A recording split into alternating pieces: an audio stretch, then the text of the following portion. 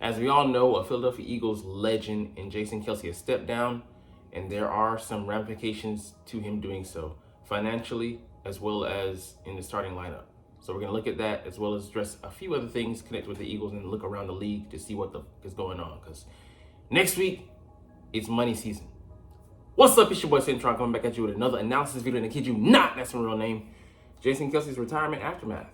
What are the salary cap ramifications? And what will the Eagles' offensive line look like? So you got to look at it, man.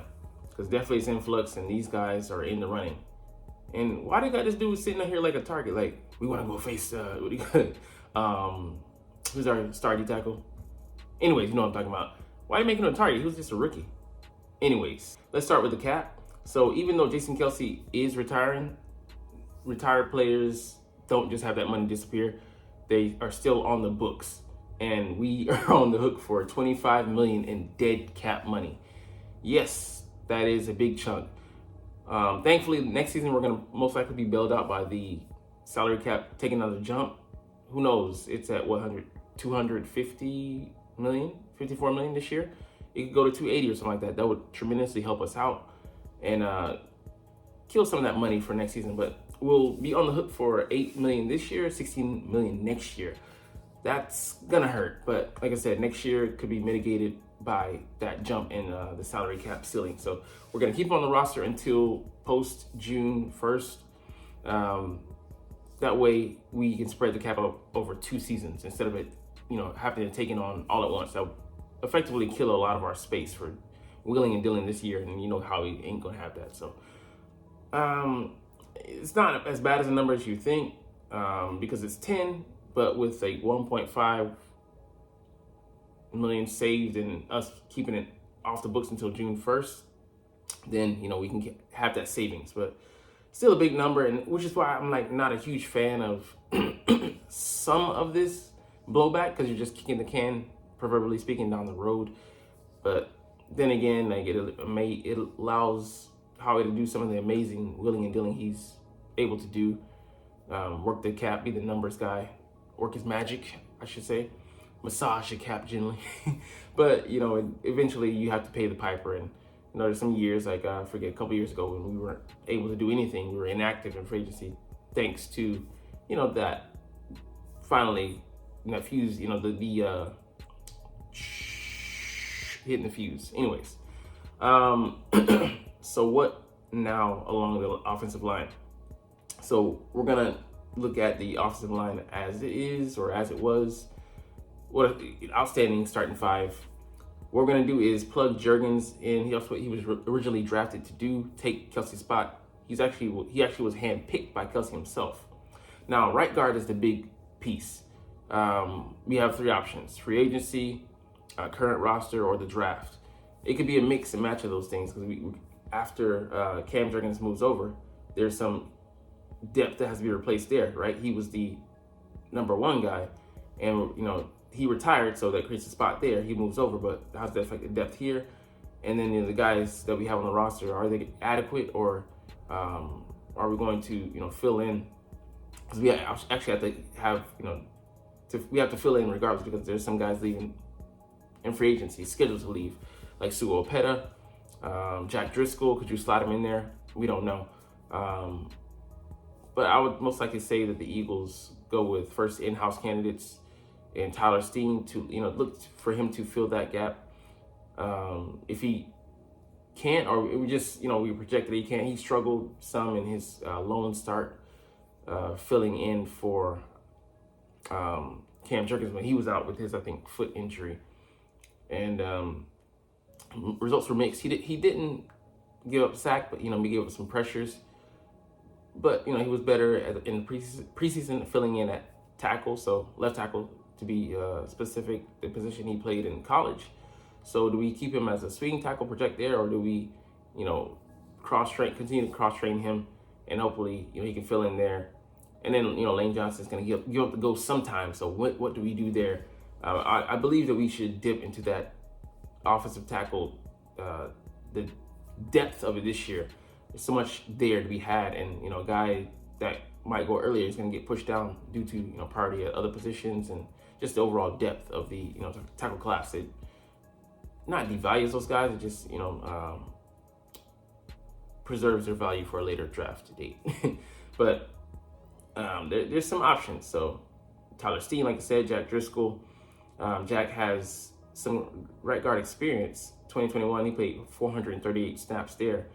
But majority of his experience over the years, slowly filling in for other guys like Lane Johnson, he did, these past 2 years, has been as a right tackle. So there's that. And he's a free agent. Is somebody going to pay him starters money? We don't know. The depth overall is going to be affected. Like I said, Suopeta is scheduled to be a free agent. What do we do there? Guys like Brett Toth on the roster, but he's more of a third guy, I would say. And then fill in, also you could maybe fill in that center, but we also need to get some depth behind Cam Jurgens, projected starter. Well, he's a starter for all intents and purposes. But what do we do? But ideally, you want to go to draft. You don't want to spend too much of free agency, but somebody might pay that guy starters money. And the one time we usually do go that route, but we veered off into the free agent course with Brandon Brooks, big success, but that's been the road less traveled. For Howie Roseman. But we definitely need to understudy if we can get across. Like Latham would be a perfect pick because he played some guard in college, and then he can slide in when Lane does hang it up. Nice, but a plug and play guy. And that's also risky. Like it'd be the Steen experiment repeating over again, because remember Cam Jurgens and Tyler Steen were competing for a starting job, and then Cam Hanley won it. I don't know if he was just gifted it, but you like to believe that what he showed was overwhelmingly standoutish versus a overwhelmed rookie. So Steen has that year on his belt now. He should be able to fight off any incoming guy, unless the guy's just extremely talented. So we'll see how that shakes out. But it brings about an interesting piece of the puzzle. Look at this line. These starting 4 guys alone, Cam, even if he's just solid, but there's things, there are some things to think about. Jordan Mailata, he's made a Pro Bowl, future Hall of Famer. He had some solid moments, but moving to his natural position, like a better projection for him. And then Jordan Mailata, Pro Bowl alternate, and he's an ascending talent still. So you have a solid guy here. You should be able to skate by with for me still the best line in the league until proven otherwise. But it's not all about that. But Kellen Moore was gifted a great base to build with as far as the offensive line to start with. But one thing I glossed over with what do we do with Jason Kelce no longer making the line calls? Who do you put that on now? That's going to be the huge thing, because his leadership, maturity, but also his intelligence, the processing power that the former 6th-round pick who turned himself into a self-made Hall of Famer. We're going to lose that. Who makes the line calls now? Could it be something irregular like Landon Dickerson potentially doing that? Or, where does that responsibility? Who does that responsibility fall on, and where does it go? Because it has to go somewhere. So maybe Cam can step into that role, but I don't see him being able to do that this year. He is smart, but he was playing a whole other position. Not like he has concurrent years of experience doing that under his belt. So some things to figure out, man. It's not just simple plug and play. The other positions being in flux now, and the ramifications. So let's look at some other stuff. A mock draft here. And usually, I don't dive too much into what other teams are doing, but this one just kind of got wonky in the selection. So we'll just briefly go over all of them. They keep shifting me down there. Chicago Bears, no problem with that. The Commanders, curveball here. Like, I don't see him going. I don't see them assessing him. I would actually love for them to make that pick. So like that would be so Commanders-ish. So actually, par for course. And then New England not looking a gift horse in the mouth. Like, hey, they walk that card up as soon as it, it's available for them to turn it in. Malik Neighbors going over Marvin Harrison, I would get that. He's more explosive, so I can see that. And maybe not a huge difference between them. He's maybe the better catcher. But the Chargers, again, they don't second guess this. They go as soon as that pick is handed in. I mean, or they have the opportunity to hand in that card. They do so. Another curveball here, but if you got a guy, I mean, there's routes you can go. They maybe go quarterback later and don't go receiver, because since Neighbor was maybe the guy they wanted, the top two are off the board, changes their course, goes with the alt here, and they don't question it. Put him next to Scaronci, and they have a top line in the making there. Just get a few more pieces, and they're competing for like a top 5 spot. Jared Verse, nothing wrong with that pick because they want to get more explosive and more speed on that defense. This would be the curveball here. Trade with Chicago, so they're gonna pick JJ. He could go this high, man. I mean, you never know, but definitely all cards are on the table, or all possibilities, I should say, because Russell Wilson is out the building. You gotta pay $85 million over the next 2 years for him, and whoa, I am so glad I'm not in that building. Deal with that headache. I mean, nothing wrong with the pick here. Fuaga, I'm not even gonna try. He's just a solid guy, aggressive, a mauler, what you want on the outside. Dallas Turner, to replace the guy who's most likely leaving, and that Gumby player, God, I can't think of his name right now, but he's gonna get a big deal in free agency, and they're gonna replace him with this guy who runs a 4.46, so not bad. Robo Odense, don't see anything wrong with that. They traded down and got their guy still. I mean, great pickup for them. So top talents, top 10 talents still available outside at pick number 12. So they get a win there. Don't know what they do. I mean, they probably got some draft capital for Fields too. So probably got an extra 2. They're working with house money. Byron Murphy, I don't have him. Okay, well, no, this is the other one, guys. So, I mean, he could go this high. I mean, yeah, I don't know. They have some other needs. I don't see them going D tackle, but yeah. New Orleans, you got to try to protect their investment in the quarterback, Derek Carr. Smart move. I mean, they have so many things to address. A tight end, add to the offense, give them another weapon for Anthony Richardson. Hey, man, get the AR-15 ready. Seahawks continue. I mean, the build, they get a right tackle, and their line with Charles Cross and the other guy they drafted, I think he was a guard or a center. Trying to invest. Something they didn't do under Pete Carroll. That would be a dichotomy shift, but welcome to it. They started the project, but didn't finish it. He's going to get the extra credit. Terrion Arnold, definitely a solid pickup for them. I don't know if they would go with him or Nate Wiggins over him, but he's a top corner on the board, and he's dropped this far due to the way the draft is ebbs and flows. Things happen, so you pick that guy. Cincinnati Bengals, Brian Thomas, and you can't argue with that. Explosive speed, 4.3, ran a 4.34, I think. Man, crazy. He becomes the new Tyler Boyd with T. Higgins. They're most likely going to try to keep him because they have the capital, unless they just get an outrageous deal. Gives them another new trio, even more explosive, which is crazy. Can he be as consistent as Boyd? Don't know, but you like the athleticism. All 3 of you guys run 4.3s. Or not, all 3 of you guys run, 4.4 range. You like that. Houston Texans go Quinion. I can't be mad at that. Give him a solid duo in Stingley and him. Hate that my guy. This is where we got screwed. I'm not gonna go through all the picks, but I might. But Quinion Mitchell gets taken from us. Then Nate Wiggins back. They both give them, 2 solid duos. I'm like, we just need 1, bro. Chill. Let us have something, motherfucker. I was pissed, so I'm like, damn. But it's just mock draft, bro. It's just a mock. I mean, but they are mocking us. They're mocking us, but they're mocking us. So, about to kill a mockingbird, bitch. But then Chop Robinson, too, the guy that I would want. They're all valid needs, though. Needs, wants. Tomato.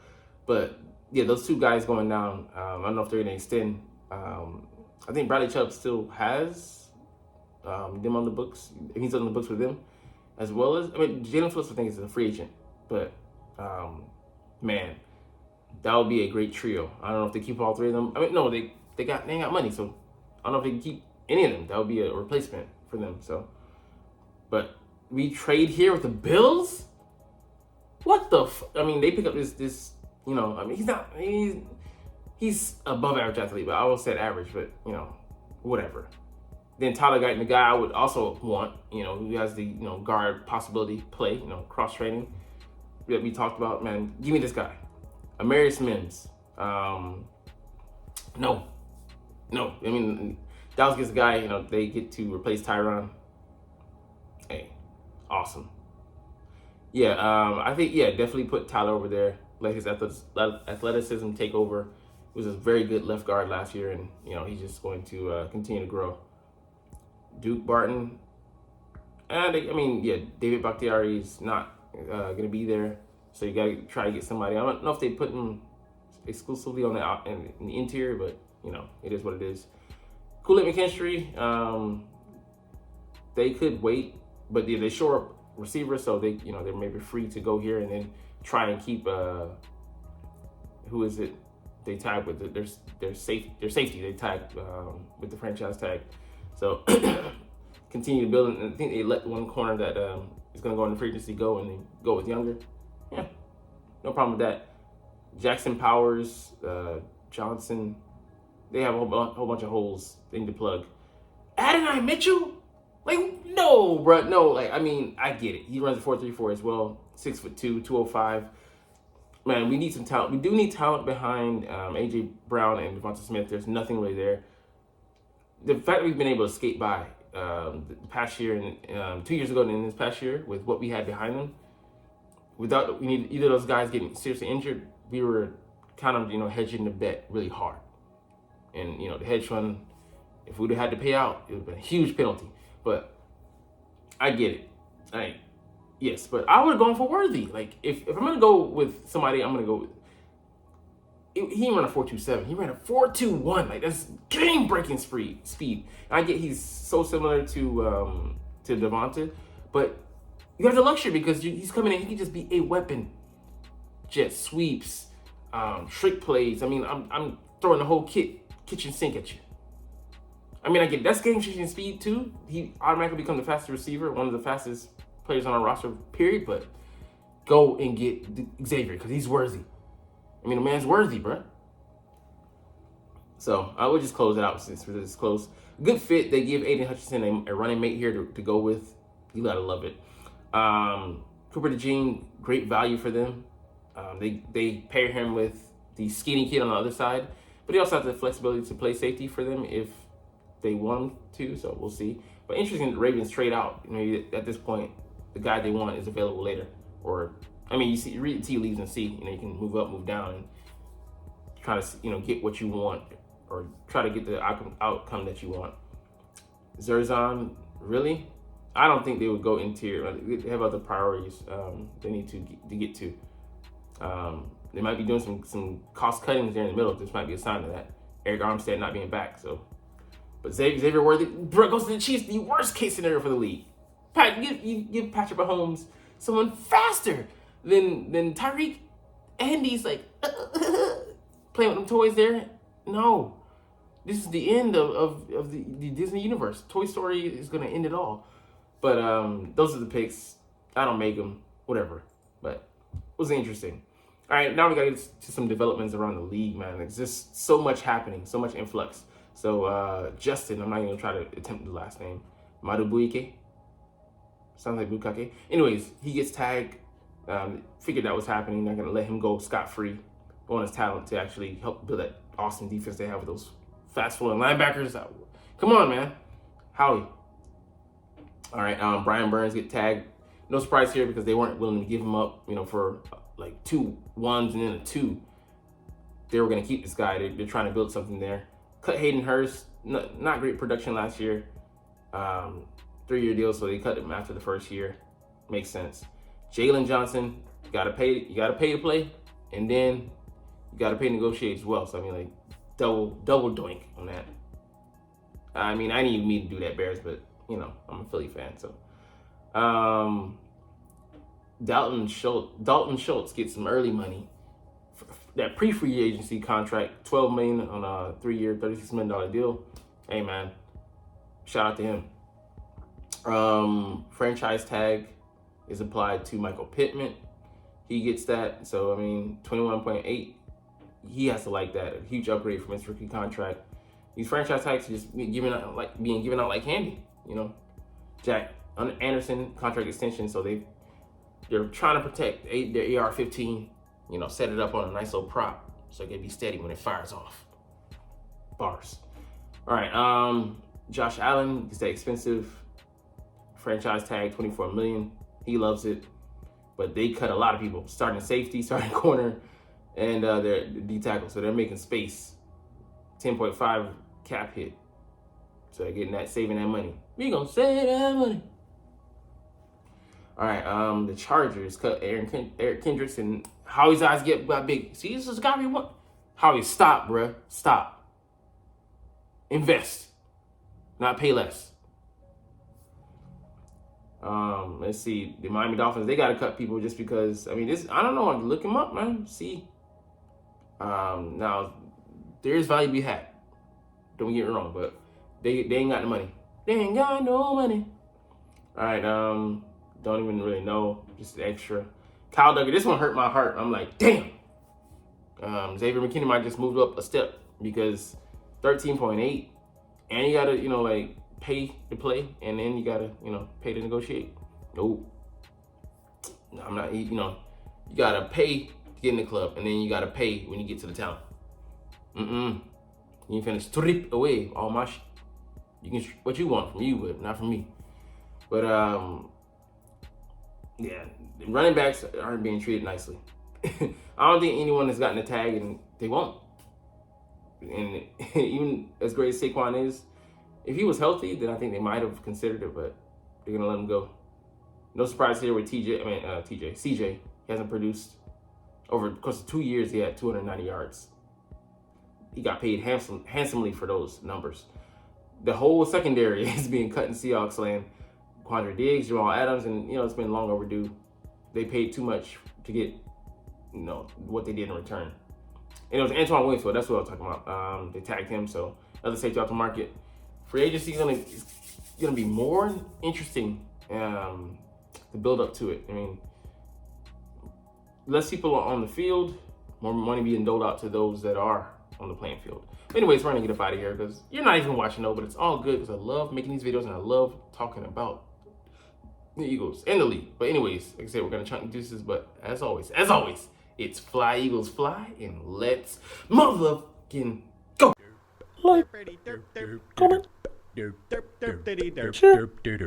and subscribe if you Thanks for watching. Check me out at Cintron Anime, Cintron Life, or Cintron Laughs, or other social media.